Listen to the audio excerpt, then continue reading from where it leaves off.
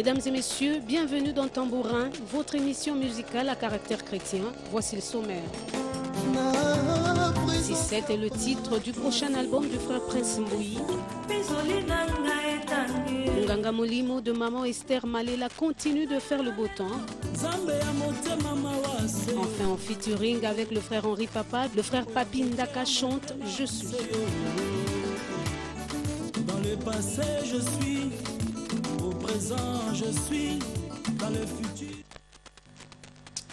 Bienvenue encore une fois, chers téléspectateurs de la RTGA World, encore une fois dans cette émission, votre émission musicale à caractère chrétien. Eh bien, nous disons que toutes les journées ne se ressemblent pas. Aujourd'hui, nous allons ouvrir notre émission. Nous allons commencer bien sûr avec une note triste parce que c'est lui que nous avons connu, c'est lui que nous avons aimé sous les sobriquets de Coxon. C'est comme ça on l'a connu, on l'appelait Coxon, on l'a vu évoluer à côté de Caleb. Bienvenue Toukebana, c'est lui qui tournait des films africains, on doit les dire les films congolais, pourquoi pas les théâtres de chez nous à la manière de nous Congolais n'est plus. Voilà, les seigneurs a donné, les seigneurs a repris, que la gloire lui soit rendue. Et bien chers téléspectateurs, nous allons vous demander de garder une pensée pieuse en sa mémoire.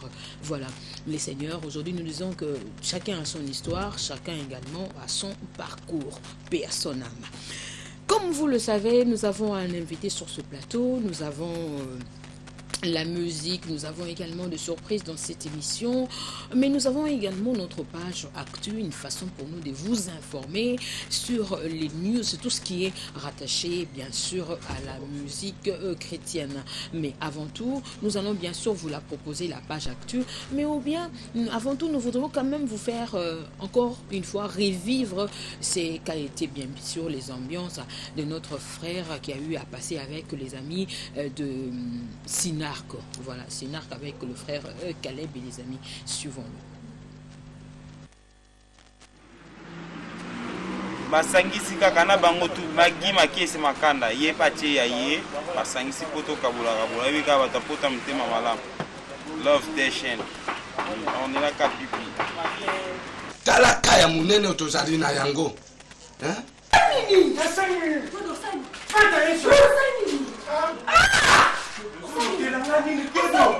Belinda, faut faire attention avec ce sujet.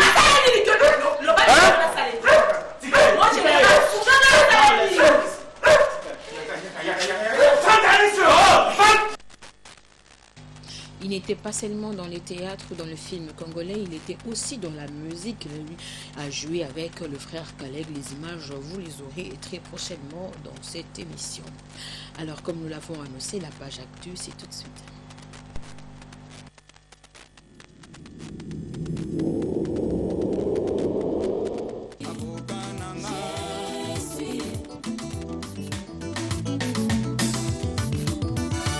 Il s'appelle Papi Ndaka, auteur-compositeur de l'album Kwanga Échantillon. Il annonce la sortie prochaine de son nouvel opus dessin animé en featuring avec le frère Henri Papa. Amokili elobi Kongo eko bonga te lokuta aye swalobi eko bonga nanko ndeko moka zo na biso tika obonga nanko bisiko zali c'est votre bien-nommé frère Papi Ndaka ozali moko ya bayembi na kati na mboka na biso tobunga kite tozali toaki en plein studio ya kosala album na ngai sika na titre ezali dessin animé et tant que l'album audio tout côté étape ya kosala banini ba clip donc par la grâce de Dieu na kosala clip moko monango je suis donc o bokolanda yango mikolo oyo pon le komuna nkolo vraiment bolanda clip wana boko sepela isemba condition moko ya kitoko batba montango kitoko do bino ko découvrir nini clip wana to yembina ndeko na ngai Henri Papa o to pese mbote en passant vraiment Nzambe apambola yepo ya ko chape moi libanga na kati ya nzembo o je suis donc les albums na bino dessin animé ils ont kala mingi te bato balinga frère Papi Ndaka bana posa ko soutenir frère Papi Ndaka boko benga na 081 236 84 72.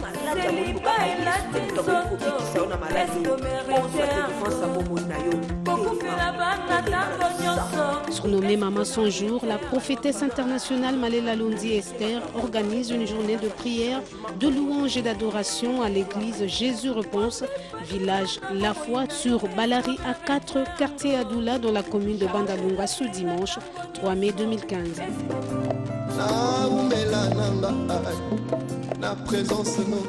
On l'appellera désormais Papa Prince Mbouyi, lui qui a évolué plusieurs années au sein du groupe Les Étoiles de Louange. Il a su marquer sa voix avec les chansons telles que Plus que Cristal, La Reconnaissance. Pour ne citer que cela, il annonce 6-7 le titre de son prochain album. C'est l'endroit où il y a qu'à surcharger, tant il m'a qu'à décharger.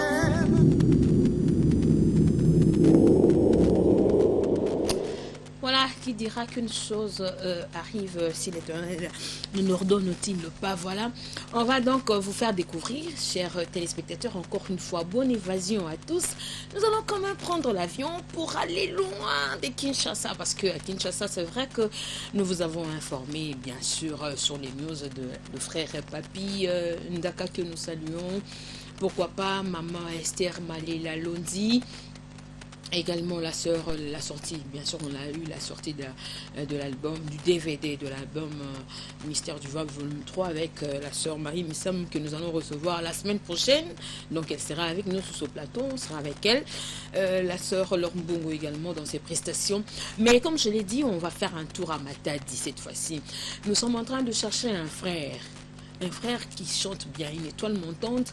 Et bien, chers téléspectateurs, on va les découvrir au travers de notre portrait. Une façon pour nous de vous mettre déjà l'eau dans la bouche et bien vous faire découvrir qui sera l'invité de ces tambourins. Toute l'équipe est bel et bien réunie. Quelle est cette symbiose? On doit les dire merci parce que le directeur 33 Titenga a su mettre sa main dans la pâte. Monsieur Edo et Bondo, directeur de production. Que sais-je encore? Les tout chapeautés par Jean Limbanga, les réalisateurs. Alors, on vous fait découvrir le portrait, l'invité de ce matin.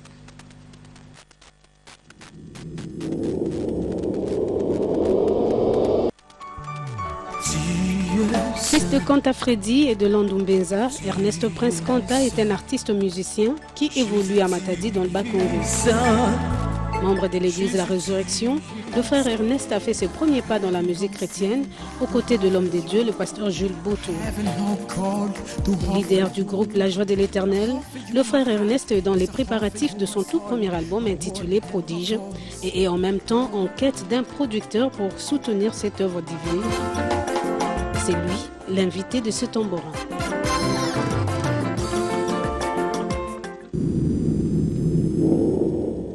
Quel loquetto!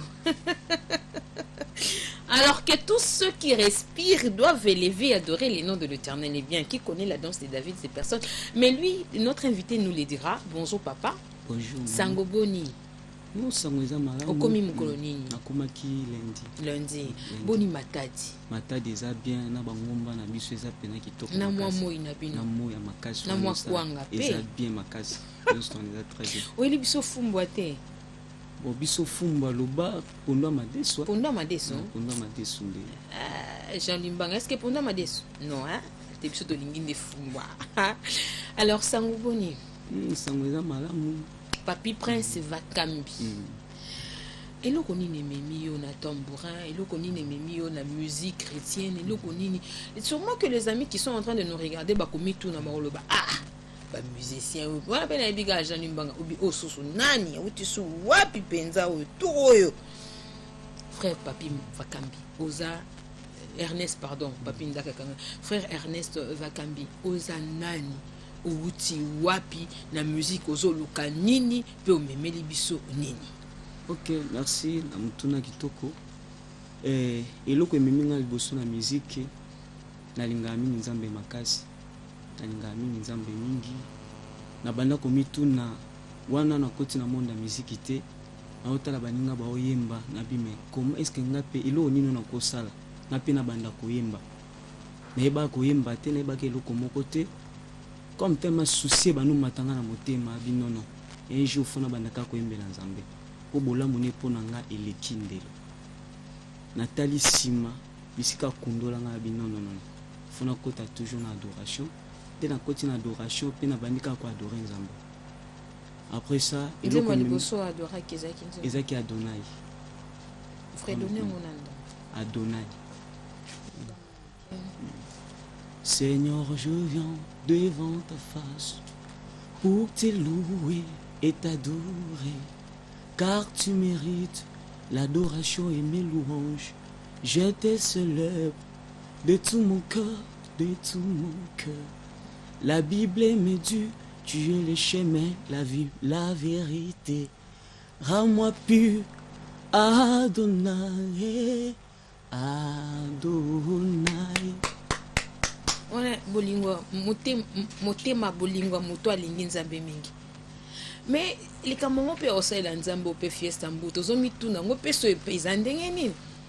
Parce que à l'époque, je me souviendrai en tout cas bandeko bazala ngai bayebi izaka so to lali nzembe bandeko bobongo la mutema nzamba batoni so basala su makambo na te. Répondez-vous hein bobongo la mutema ezala rasu te binyo su bomo barage na yemba. Tu as côté souci pour le conseil d'Anzambe. Donc le conseil d'Anzambe na partenariat yo monionte. Na chorale l'église yo monionte. Na wenze yo monionte. Olandi ke loko zo matsabato zo sometsabato mapangu na ba la mituka ezo comme ça bato célèbre ndé kota lande yo landeli. Donc so lingi Nzambe mingi yango muno soka kangi verset moko mi balemi sato comme pasteur.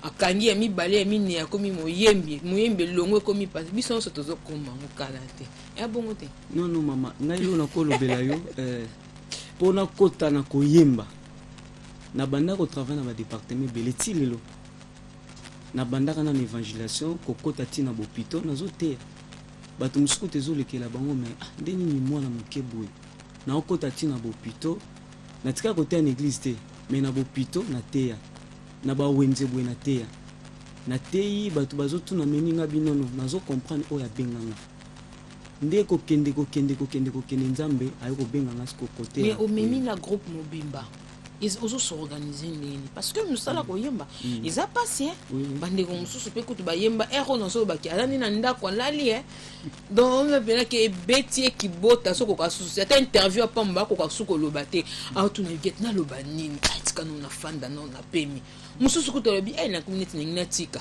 no mususu kutu masqué na sa tiki na eme a bate mina na kutu no mbongo nani ils en ont peu ma bête non elo no ko biso mama get ils en bate belé ba bengama na musala ngo bamsu pe babengama te bamsu peut-être asali effort pour na sentiment atali siko banjo babengama te yo baba elo ozo zela oli bosoku na mama get non naza si o naza na ye a molongi naza na papa aza molongi na ko bangelo côté comme ya bandi na nga toujours ko bananga soko bengama pa na Nzambe non toujours ko zala na toujours pas continuer na donc soko benga mitende okata na nzela so ba benga mabe ba ki boto suki tunu Nzambe yango nzelo yong to benga kinga otote peut-être bazaki sûreté po eza bato mususu moni eza bato mususu mameget na kati ndako lelo ba kolia loso mafuta lobe abimisi secret libanda lobi toleki loso mafuta ya kanisi tanga beti lisole pa bato ba betele mabo basunga ite oluka lisunga babando seka non lisunga ezalaka epa Nzambe. C'est que le problème est que les gens comme ça banda a senti que moi koko somo za liboso na ye a tenu conseil pas batu moko boye ba biche que no tika pas tiki ni tu pour le producteur kala pete soka monento ka pe poso tika non tika te toujours mbamba na Yesu nde papa Patrice ninga yemba mbamba na Yesu. On va vous faire découvrir Total Sabino ndeko na biso auti matadi azana biso awa kombo na ye frère Ernest Vakambi album na ye prodige pe azoyemela biso boye playback na sima na ngoto kozonga pour que tu continues na 4 émissions na biso. Bonne évasion encore une fois à vous tous chers téléspectateurs qui nous suivez depuis Mbandaka Lisala Kisangani pour vous.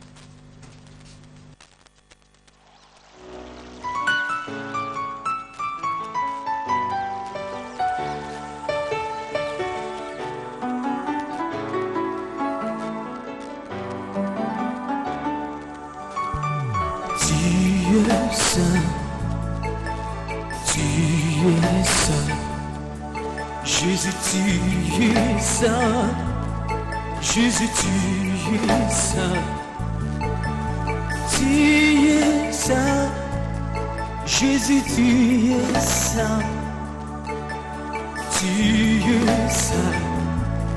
Jésus, tu es saint.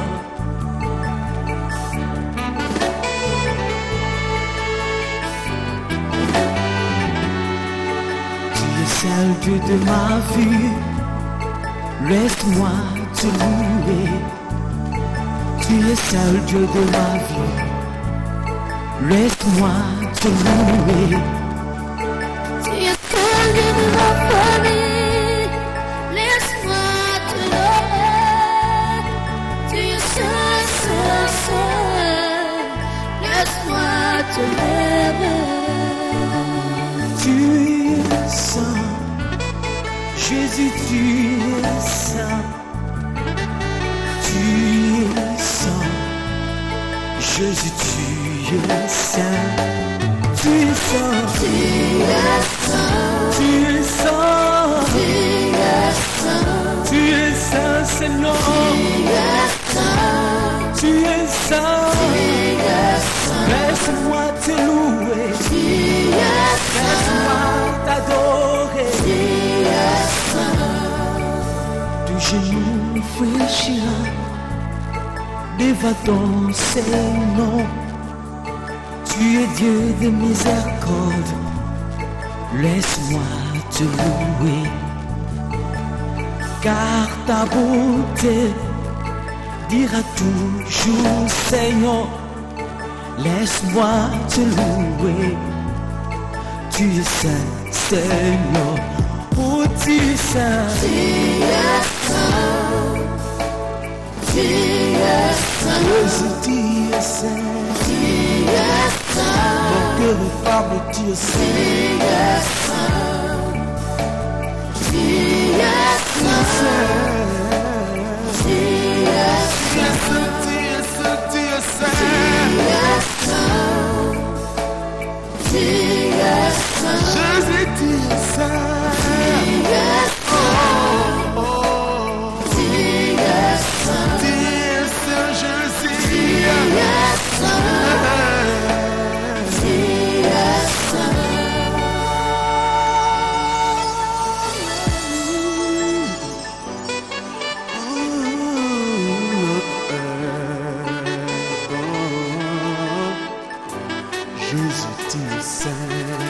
Éternel notre Seigneur, que ton nom est magnifique sur toute la terre.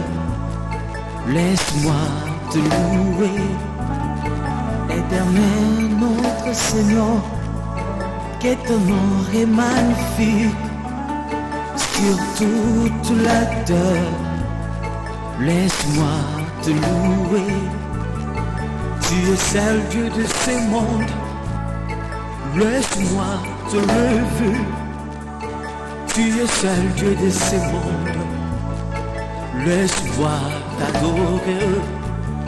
Seigneur, tu es saint, Jésus, tu es saint. Oh, tu es saint, Jésus, tu es saint. Oh, tu es saint, tu es saint, tu es saint, tu es saint, Seigneur, tu es saint, Seigneur, tous les saints confessent, tu es saint,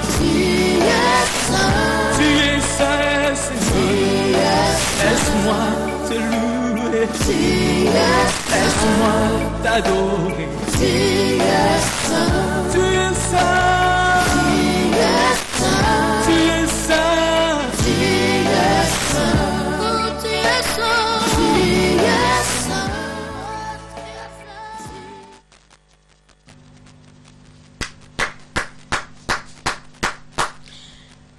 Tu es saint.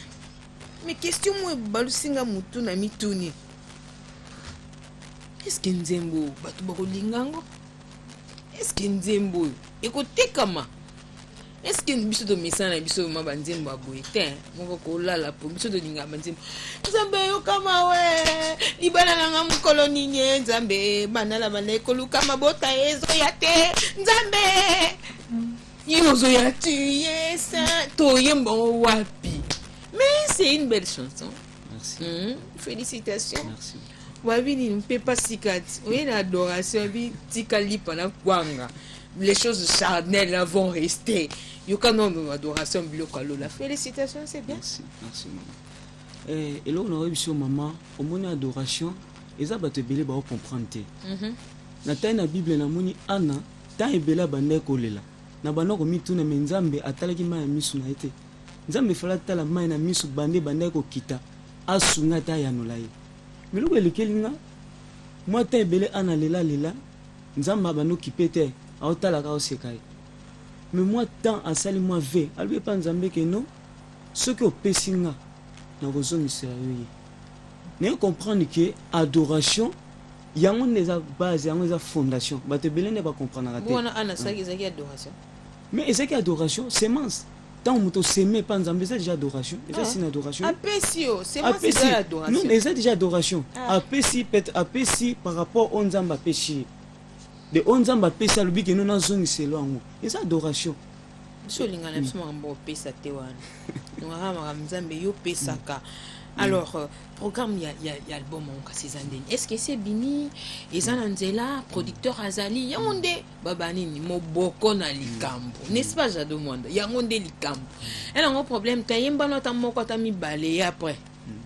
Ok. D'accord, le baquet album aussi déjà, na Betty 7 titres.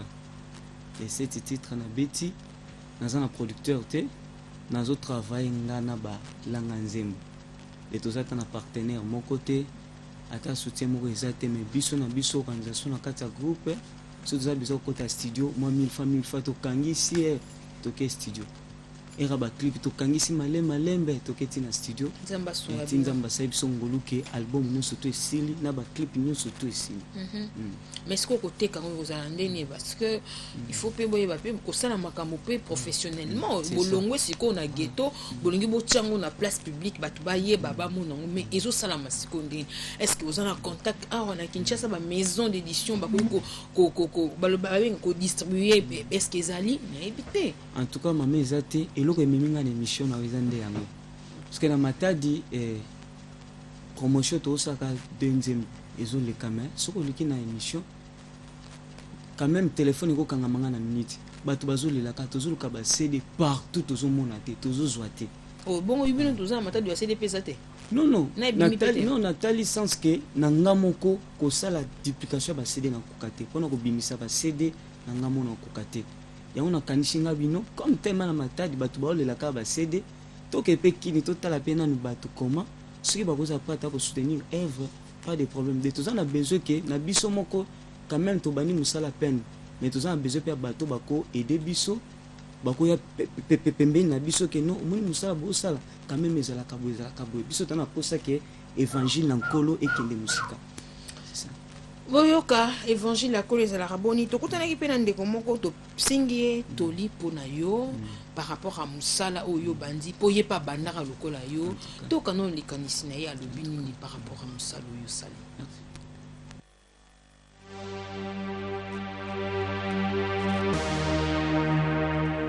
Je profite de cette occasion justement pour essayer un peu de parler à mon frère bien-aimé, le frère Ernest. Je crois que ce n'est pas facile le chemin que vous avez emprunté, le chemin de la musique chrétienne, le chemin pour servir Dieu, puisque je sais que le diable ne vous laissera jamais tranquille. Ça dit ça, tu as un petit coup de tranquillité parce que à Yebi que tu as un écritoire qui est collé dans ton cœur sur lequel il comment mis rôle aux autres jouer. Alors le cause quand on a un rôle, Nathan, pour jouer rôle, le diable ne te laissera jamais libre. Donc moi tout ce que je demanderai, il faut oyi campiko parce que nous sommes au temps où la musique chrétienne, c'est devenu une musique qui est très difficile à faire. C'est-à-dire s'il n'y a pas vraiment la conduite du Saint-Esprit, on va arriver pour ça la montée. Parce que tu vas rencontrer des histoires et des histoires tout au long de ton chemin. Mais laisse que Dieu puisse t'assister dans ma communion sur ça. Nzamba zala vraiment le guide, Nzamba zala le consolateur, Nzamba na kumba parcours na yo pour que on arrive à atteindre l'objectif na yo. Oublie tous les dires, oublie, toi vois seulement l'objectif où c'est fixé pour justement ramener Nzamba et croire la parole de Dieu. Que Dieu te bénisse, que Dieu t'assiste dans tout ce que tu feras au nom de notre Seigneur Jésus-Christ. Amen. Ernest, bonjour. Shalom ebele pour yo. Vraiment to sepela kana musique na yo. To lingi yo esengo na ngezali na ndenge nzamba asungi yo au côté studio au sali banzembo au bimisi quelque ba clip pe ozo banda promotion album na yo vraiment conseil na opesa yo kangama na nzambe wa bandaki na yo akoma noti na suka tambo na via sanctification tambo na via prière elinga musala yango okutana na bisengo okuta ba problème mais ko décourager te il faut affronter yango et na yebi que après souffrance bonheur moko yaka vraiment nzamba pambola yo to lingo mingi to souhaito vraiment ba chance belé réussite et succès et accompagner yo vraiment comme tout samate nous sommes là pour nous soutenir de près ou de loin et na bisi bande ko nyonso tu ya matadi bande ko tu ya boma oyo mwana bino bo soutenir ye na ba mbongo bo soutenir na ba prière na ba concert belé so penza masungi lo kono kita matadi kuna to kuta na frère to ko partager to ko yemba ensemble pour le kumu na nkolo. Dessin animé frère Papi Ndaka, voilà. Na frère na biso Guédor Matata topesi bango merci. Olobi boni, réaction na yo? En tout cas na sepeli na conseil, en tout cas eza bongo. Van contraire ekoya etindi kona sima. Mama ezoya déjà et déjà c'est l'équipe est déjà maintenant déjà mususu pe liboso ezali. O balobeli en tout cas eza bongo. Mais elika nanga ezaki na onaza na ye comme aza elonga toujours kolongisa. Alors Jean Limbanga songa soto bina na luketo isuko mutu mukebo obanze munino ujinzambe ya baluba oza muluba naza congolais bongo Chims Kapangala yaza chinois en tout cas toi Sénacé donc voilà on va écouter et puis on va danser ici avec nous na frère Nabiso Chims, pourquoi pas le frère Papado Pamphile est avec nous alors en complicité avec notre réalisateur Jean Limbanga nous allons danser également pour souhaiter heureux mariage à celui qui vient de s'ajouter sur la liste des mariés, bien sûr sa fille. Alors ce sera pour toi, pour ton bonheur, pour ton foyer, pour tes enfants qui vont devoir venir très bientôt. Alors ce sera pour toi et aussi pour Annie Anzaka Mondele, maman, bien sûr, la Gold.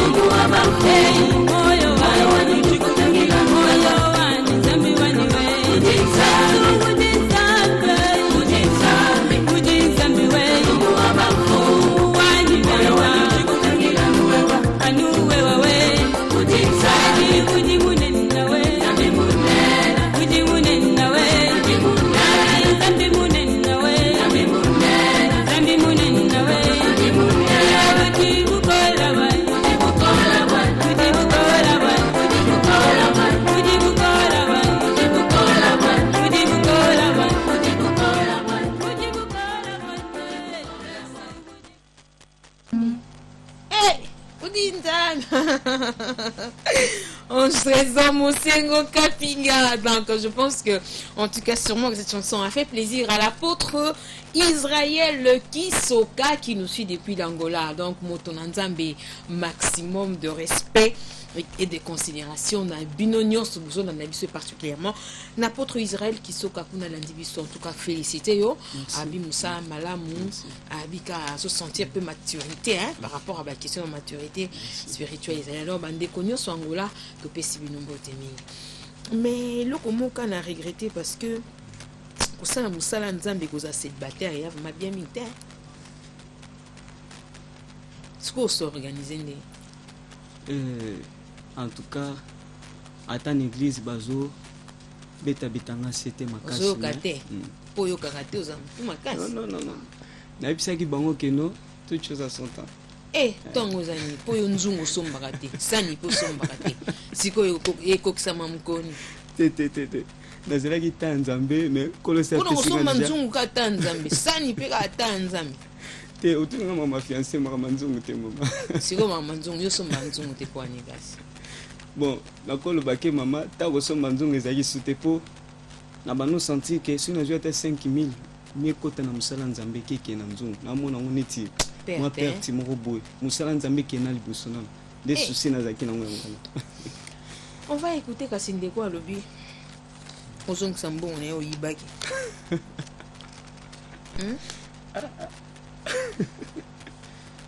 mbongo nyonso ozobakango na koseka boyini ondima te wapi mbongo kokai kosomba nzungu te wana ezalaki nde mbongo na ye nayebi te nandimi te na matadi ndeko mona matadi a regrete abi mama oyamba nani ye te wana problème na nani mutu moko kaka naza problème kana toujours que nzambe koma benga na musala na ye soki na tosi te nde nakomi na problème mutu kaka moko na matadi oza na ye problème mutu moko kanisa bien osengaki pardon te tala na mutongo yeyo Jean Limbanga, à toi de jouer. Comme on a monsieur jusqu'à Ntambwe, je crois que Naza frère, il y a frère Ernest, bien que c'est pareil, Naza Koto, il y a Zakuname, Aza Ndekolanga propre.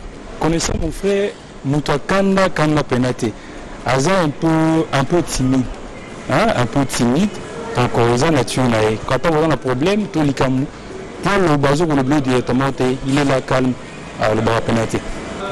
Et là, on a époussé Aza un peu négligent, et puis Aza un peu honnête. C'est-à-dire qu'il a vraiment conseillé à Moutouté. C'est-à-dire que, pourquoi on a époussé les camous, on a époussé les camous lélo, on les a joué en considération. Avant, il y a le lendemain, 3-4 jours après, on a fait la même bêtise à Zobanderango, mais ils ont reproché à notre fois pour qu'on a changé. À chaque fois, il y a que Matadi, parce que Azo n'a pas naé, n'a comme la Rakuna, n'a reproché toujours le Moko. A dit bien, attendons notre temps à comprendre. Quand ça, on a commis, on rappellerait toujours, jusqu'à preuve du contraire, ayi kosomba nzungu ata sente olambela ndako siko nga naza mpana wakuna so na ye mwana lia ezate mwana salati ezate na kena kolia na restaurant zomona siko loko wana sina sel plus de 5 voix na matin na c'est meilleur oza muntu ndenge nini il faut savoir évoluer et puis changer en plus aux l'idée aux encadrer les jeunes na groupe na yo il faut vraiment arriver le wana tunisa ko makasi na déranger ko chaque façon na za même récemment na uti kuna donc on a tout ça pour on a tout ça na makasi l'idée. Et là, on a eu ça, boy. Musique, c'est vrai. Nous avons un clavier. On a tant que clavieriste. Une chose étonnante, on a mis au sali œuvre où il s'appelle Sinaï. Le constat, on a repris ça, on n'a pas des avis à Mouké. Il ne faut pas qu'on se laisse emporter. On a moins cité à Mouké ou Mata des péchés. Parce que des fois, on a mis Mata des Yanini. Car moi, on doit vivre les Amouké, l'eau Mouké a mis à Ebani, à Stukiwana.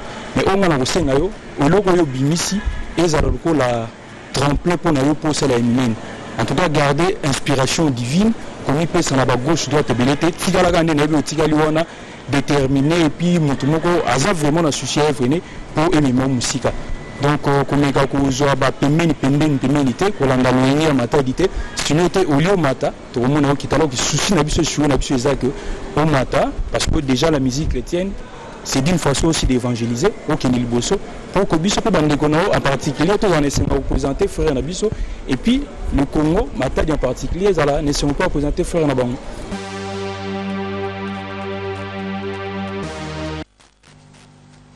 Alors il obézani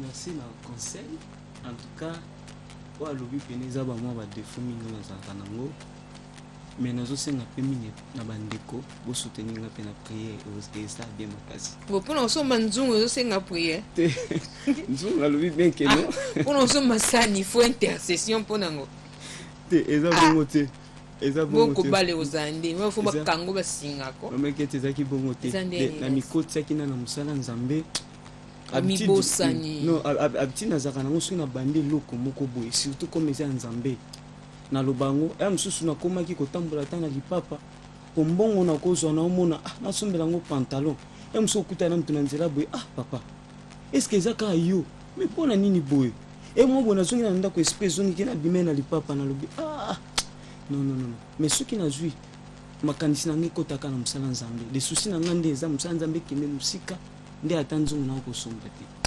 Voilà, merci en tout cas. Tozo senga pe kinzambo ozo koma liboma pona ye. Ozo bosa na lipapa, ozo bosa na kokata suki ye pa kanisila yo. On te souhaite okaka ba bonne chance, bonne grâce autour ba bon ba nzambe ba bito ba chance mingte. Bonne grâce en tout cas pour que Msalo yo bandi tout souhaite porte na biso RTG ezala toujours ouverte pour na yo nous coloniaux rozala na posa ta pour interview ata pour na nini donc Jean-Louis Mbanga fiesta mbo bande konyoso tozana en tout cas pour na Clovis d'ailleurs azam mtuna yo bande konyoso Paul Mania bazali na biso lilo banayo pour na bande konyoso bazola na biso pour que to si ça émission lelo OK lilo beza ke bande ko ya musala na nzambe mutu azolona na musala nkolo akanisa kaka posala nga eza ke bomoni bana musala basali eza groupe moso oye tozaka bana mike wana ezaki vision ona sengaki pa nzambe mais toza besoin ya lisumi bana mike pe bomoni lekaka makambu papa succès nano eyete yo zwi bana ntongo bakopanzana nde sukati mama baopanzana te pasteur moko encadré bino te tosukisi na biso OK numéro ya téléphone eza 089 75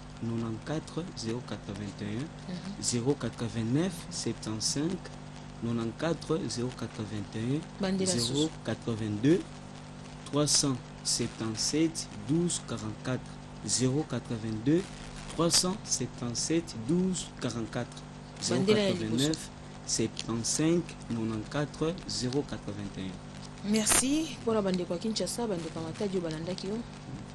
Na PCP bampanya muna Matadi bambota beno beno vwanda na nzambi kisala nzambi ya kwenda na twala de na PCP na bandeko ya kine partout baolanda biso na pisi bango bambote conseil ka keto kangama na nzambe wana tocha esprit adoration tolonga milimo kolela epesaka solution moko te esprit adoration ne fanda katikati na biso yango ndeko fungola biso ba porte yango ndeko kola ko sa quelque chose kati na biso.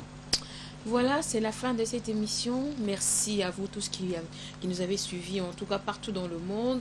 Merci particulièrement à l'homme de Dieu, Papa, commandant de bord, Mac Londi, en tout cas, et Maman Esther Malela Londi. Pourquoi pas les pasteurs Israël Mouteba de Mama Béni, Clidim, Clinique des Dieux. En tout cas, si le Seigneur ne revient pas, nous allons dire merci à toute l'équipe.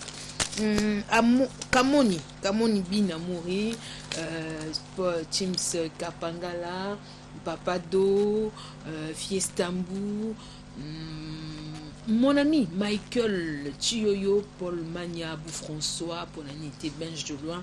Merci également au directeur 33 Titengue. Merci à monsieur Edo Ebodo. Si le Seigneur ne revient pas, la rediffusion de cette émission, c'est les vendredis à partir de 15h. Merci. Jean Bimbang à la réalisation. On se retrouve prochainement.